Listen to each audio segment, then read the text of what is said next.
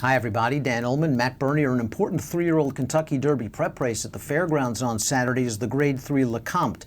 It offers 10 Kentucky Derby qualifying points. It's at 1 mile and 70 yards, and it's race number 11. Let's take a look at the field. We're expected to scratch the horse on the outside, the number 12 Saints fan, but it is still a big, bulky, competitive field of horses trying to find their way in this division. Wide open. You can go a number of ways in here. It also looks like you're going to get a very fair pace. I think anyone that's good enough will have every opportunity to get the job done. Steve Asmussen is one of the Keeneland graduates, the number 3 Totality, just second in the Springboard Mile most recently. Now, this is a horse with a nice pedigree. His full sister was graded stakes place last year, going long at Oaklawn. He didn't get a lot of pace to run at in the Springboard, and I wonder if that compromised him. He finished in okay second. That being said, I just didn't like that race as a whole. Yeah, that's the sort of knock on him. I liked him in that spot. I liked him 2 starts back. I think he's still a little bit green, doesn't know what he's doing just yet. You mentioned the family. He's a full to Taxable, who was a nice little graded stakes placed runner. You look on the dam side, you've got Summerlee. You've got a lot of big pedigree in here. He needs to figure out what he's doing, I think. Now, the pace is not going to be an excuse in here. It should be honest enough.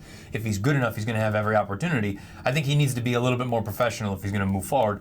I think that's well within the scope, though. This race is a formulator fact handicapper's dream. Let's begin with a long shot. The number 1 Fat Man, who won by 12 last time out, but it was a $30,000 off-the-turf maiden claimer. Joe Sharp does good work with 3-year-old last-out maiden winners on dirt, 31%, but a lot of favorites in that situation, and certainly none in the caliber of a race like the Lecompt. He earned a little bit of a fig in that race, but as we say, we always should be a little bit careful in these off-the-turf, sealed, sloppy track races.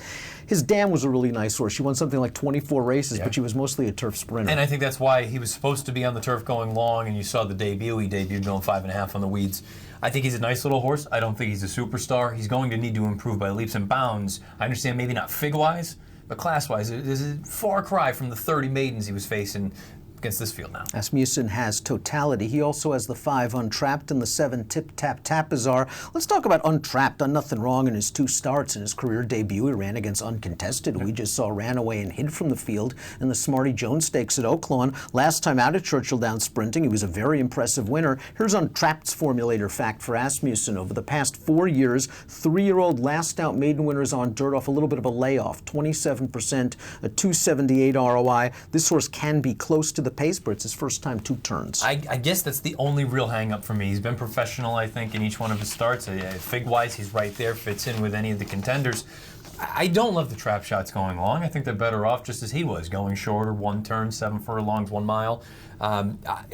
I'm not going to be surprised if he wins or runs well, but there's just a part of me that just nags a little bit and says, I don't know how far he wants to go. Tip Tap Tapizar ran 6 times as a 2-year-old for Asmussen. He didn't do much running in the Delta Jackpot last time out, but he did earn a 2-turn stakes win in the Sapling 3 starts back. He's just a little bit slow on paper. If you believe, here's another Asmussen formulator fact. Past 3 years, 3-year-old dirt routers off this kind of layoff in graded stakes. Limited positive data. Tip Tap Tapizar, another horse with tactical speed. He's got experience, just not fast. He's going to need to really improve, and at this stage in the game, we've always talked about it. It's one thing when you've got 2, 3, or 4 lifetime starts, you can project or try to project that forward move.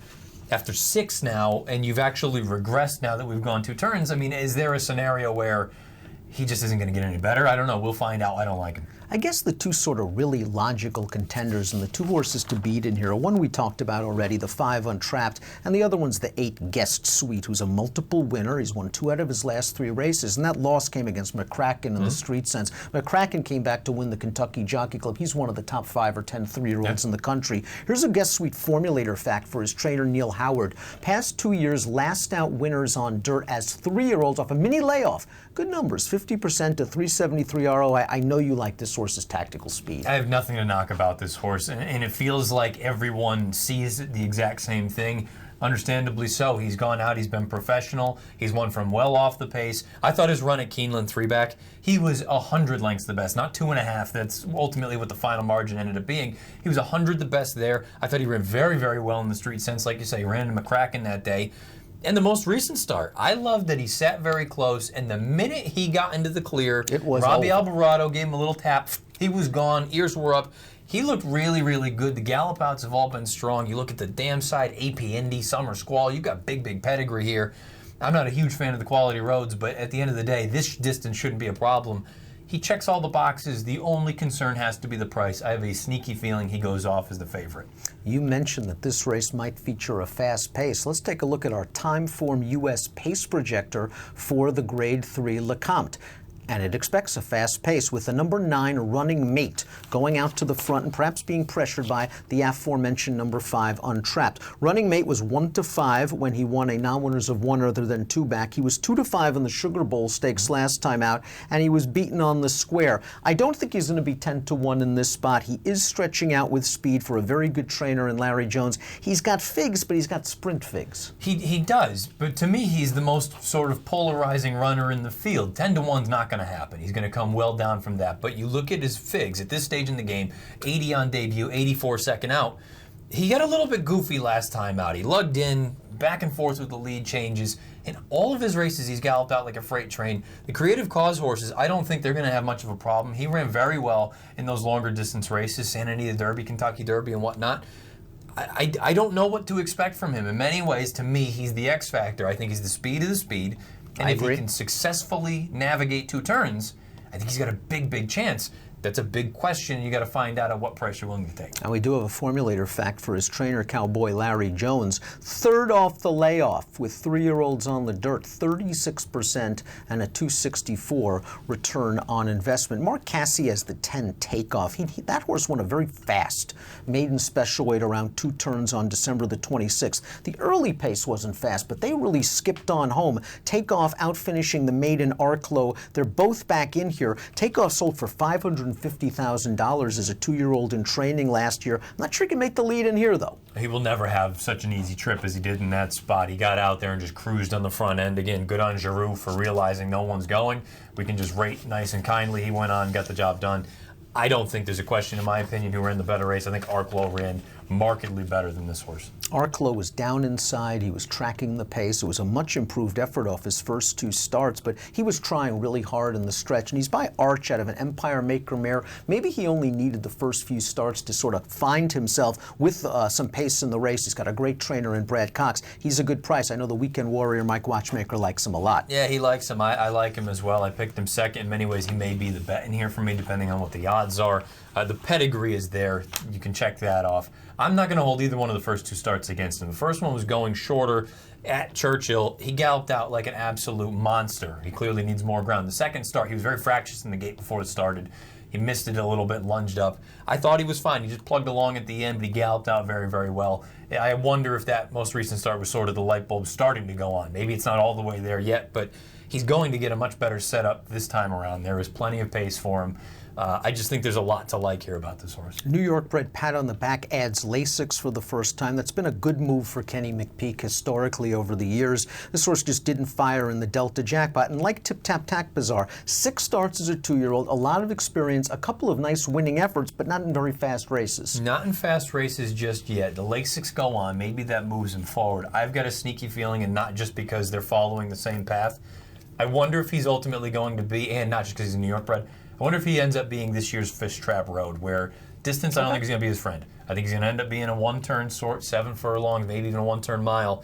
He's not fast right now, but that doesn't mean that he can't get faster. Shareholder Value won at the Fairgrounds. It was a course distance win on December the 26th. That race was slower than the maiden race won by Takeoff the same day. I like this horse a little bit. I liked him in the Kentucky Jockey Club, and I thought he was just okay, not great. He came back. I thought he just buried that field like he should have.